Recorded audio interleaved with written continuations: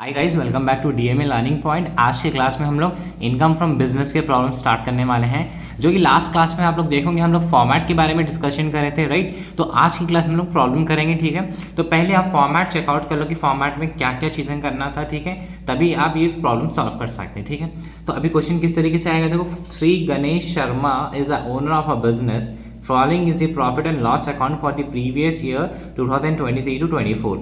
Compute is income from business for the current assessment year 24 to 25. ठीक है, particulars amount इतना याद रखो। ये जो पर्टिकुलर्स अमाउंट, ये जो डेबिट साइड है ना, ये साइड आपको इनएडमिसिबल एक्सपेंसेस मिलेंगे, ओके। ये साइड आपको क्या मिलेंगे, इनएडमिसिबल एक्सपेंसेस मिलेंगे, ओके। और ये जो क्रेडिट साइड होता है, इसके आपको क्रेडिट साइड में क्या मिलेंगे, income to be shown under other heads मिलेंगे, ठीक है। और साथ ही साथ इतना याद रखो, कभी कभार एक रेयर केसेस पे, जैसे कि रेंट सप्लेट करके या बेसिक अगर रेंट सप्लेट करके अगर आ गया तो इनएडमिसिबल एक्सपेंसेस रहेगा। तो कभी कभार एक आध एंट्री क्रेडिट में भी आती है इनएडमिसिबल एक्सपेंसेस की, बट मोस्टली 97% तो 98% तो आपके डेबिट साइड ही रहने वाले हैं, ठीक है। अब उसके बाद कंटिन्यू देखो, क्वेश्चन आपका नेक्स्ट पेज तक भी कंटिन्यूएशन है, राइट। एडिशनल इन्फॉर्मेशन दे दिया, ऐसे सारे चीज़ें हैं। एक चीज़ यहाँ पे आपको चेंज करना है, डेप्रीसिएशन नहीं है, ऑडिट फीस है, ओके। ये जो डेप्रीसिएशन देख रहे हैं आप, उसको कट करके ऑडिट फीस लेना है, ठीक है। तो अभी मैं क्वेश्चन की तरफ आपको बता देता हूँ कि क्या क्या चीज़ें को आपको कंसिडर करना है। अभी यहाँ पर क्या है, सैलरी टू स्टाफ। तो फर्स्ट पार्ट आपका प्रॉब्लम में क्या रहता है, net profit as per profit and loss account, okay. तो पहले आप यहाँ से सेग्रीगेट कर लो कि आपको यहाँ पर इनएडमिसिबल एक्सपेंसेस लेना है। तो इनएडमिसिबल एक्सपेंसेस होता क्या है, the expenses which are not related to your business is called as inadmissible expenses. तो यहाँ पर जो बिजनेस के रिलेटेड एक्सपेंसेस है वो आपको नहीं लेना है। आपको क्या करना है, सिर्फ पर्सनल एक्सपेंसेस, आपके जो पर्सनल एक्सपेंसेस है वो रिकॉर्ड करेंगे, ठीक है। अब जैसे सैलरी टू स्टाफ है तो आप नहीं लेंगे, बिकॉज आप लाजमी सी बात है, बिजनेस में आप सैलरी पे करते हैं, एम्प्लॉय को बोनस भी देते हैं, right. Proprietor salary is nothing but extra salary, या बोल सकते हैं कि अगर आप कुछ एक्स्ट्रा काम करा के आप अपनी खुद ही से पैसे दे रहे हैं, आप अपनी खुद ही से अपना काम जल्दी कंप्लीट करने के लिए पैसा पे करो, आपका प्रोपराइटर सैलरी है। तो ये पर्सनल एक्सपेंसेस है, P for personal, P for proprietor, तो आप यहाँ पे इनएडमिसिबल एक्सपेंसेस में लेंगे। रेंट ऑफ द बिल्डिंग है, तो एनी हाउ बिल्डिंग रहती है हमारी बिजनेस में, तो आप उसका रेंट पे करते हैं, बिजनेस से रिलेटेड है, नहीं लेना है। इंटरेस्ट ऑन लोन, इसमें दो चीज़ें दिया, पर्सनल दिया और बिजनेस दिया। तो मैं आपको बताया कि बिजनेस से रिलेटेड कोई भी एक्सपेंस रिकॉर्ड नहीं करेंगे, पर्सनल एक्सपेंसेस आपको ले लेना है, ठीक है। प्रिंटिंग एंड स्टेशनरी भी रहता। इनकम टैक्स, इनकम टैक्स किसको बोलेंगे, जो पर्सन की इनकम के ऊपर जो टैक्स लगता है उसको इनकम टैक्स बोलते हैं, राइट। तो बिजनेस में जीएसटी रहता, बट इसमें इनकम टैक्स रहता, तो ये भी आपका इनएडमिसिबल एक्सपेंसेस है। ना कॉस्ट ऑफ न्यू टेलीफोन है, टेलीफोन बिल, ये भी आपका क्या है, बिजनेस से रिलेटेड रहता। ड्राइंग्स क्या है आपका, inadmissible expenses. Drawings are nothing but personal expense.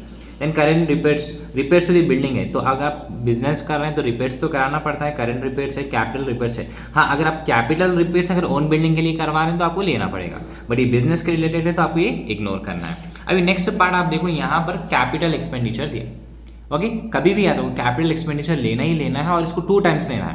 पहले इनएडमिसिबल एक्सपेंसेस में लेना है, उसके बाद इसको 10% डेप्रिसिएशन हमेशा आपको करना है, जो कि मैं लास्ट क्लास में आपको बताया था। Then provision for doubtful debts लेना है, प्रोविजन फॉर वारंटीज लेना है, बिकॉज वारंटीज तो आप बिजनेस में देते हैं। ऑडिट फीस भी नहीं लेना है। और ये नेट प्रॉफिट तो आपका स्टार्टिंग प्रॉब्लम के स्टार्टिंग में ही आपको नेट प्रॉफिट मिल जाएगा, ठीक है। Next, during the previous year due to negligence of an employee goods worth of ₹6,000 में damage fully and there is no insurance for it. तो जो भी चीज़ डैमेज होती या नुकसान होता या लॉस होता, वो आपका डेप्रीसिएशन या डिडक्शंस के कॉलम में आ जाता। तो डिडक्शंस का कॉलम सबसे नीचे रहता, वहाँ पर आ जाएगा, ठीक है। अब नेक्स्ट आपको क्रेडिट साइड में क्या मिलेगा, देखो, ग्रॉस प्रॉफिट आप हमेशा नहीं लेंगे, इतना याद रखो, ग्रॉस प्रॉफिट नहीं आता। इंटरेस्ट ऑन बैंक डिपॉजिट आएगा, ठीक है। जो भी डिपॉजिट्स या जो भी एसेट के ऊपर इंटरेस्ट लगेगा वो आपका income to be shown under other rates रहेगा, ठीक है। Then sale of waste paper नहीं आता। तो अब आप प्रॉब्लम की तरफ चल जाएंगे। तो प्रॉब्लम आपका फर्स्ट प्रॉब्लम देखो किस तरीके से रहने वाला है। तो first part, computation of Shri Ganesh Sharma income from business for the current assessment year, okay. तो ये इंपॉर्टेंट रहेगा आपका। अब फर्स्ट पार्ट आप प्रॉब्लम जब स्टार्ट करेंगे तो नेट प्रॉफिट से स्टार्ट करेंगे। Net profit as per PNL account, ये आपको कहाँ पर मिल जाएगा, डेबिट साइड, ओके। ये आपको कहाँ मिल जाएगा, डेबिट साइड। तो इसका अमाउंट है 5,50,990, ओके, 5,50,990। ये फर्स्ट पार्ट आपका रहेगा, ठीक है। सेकेंड आपको क्या ऐड करना है, इनएडमिसिबल एक्सपेंसेस। तो इनएडमिसिबल एक्सपेंसेस किसको बोलेंगे, the expenses which are not related to your business, only the personal expenses are recorded. तो आपको पता था ना कि पर्सनल एक्सपेंसेस क्या था प्रॉब्लम में, प्रोपराइटर सैलरी। तो फर्स्ट क्या है आपका, प्रोपराइटर सैलरी, इनर कॉलम में लिख लो, कितना है, 18,000। फिर नेक्स्ट आपको क्या दिया, इंटरेस्ट ऑन लोन दिया, जिसकी 2 कैटेगरीज हैं, बिजनेस और पर्सनल दिया। तो पर्सनल लोन लेना है, तो पर्सनल का अमाउंट कितना है, 5,000। नेक्स्ट उसके बाद क्या है income tax, okay, income tax जो कि अमाउंट आपका है 4100।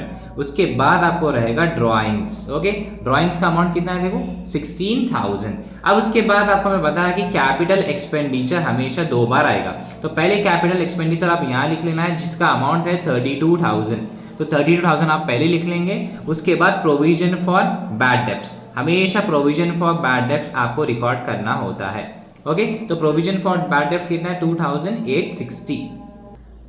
तो ये आपके पूरे क्या हो गए इनएडमिसिबल एक्सपेंसेस, राइट। तो ये पूरे इनएडमिसिबल एक्सपेंसेस को आपको ऐड करना है, ठीक है। ऐड करके आपको यहाँ पे अमाउंट लिखना है, तो अब यहाँ पर ऐड करने पर आंसर आ रहा 77,960, ओके। तो फिर इन दोनों को आपको ऐड करना है जो कि आंसर आएगा 6,28,950। ये आपका इनएडमिसिबल एक्सपेंसेस का कॉलम हो गया।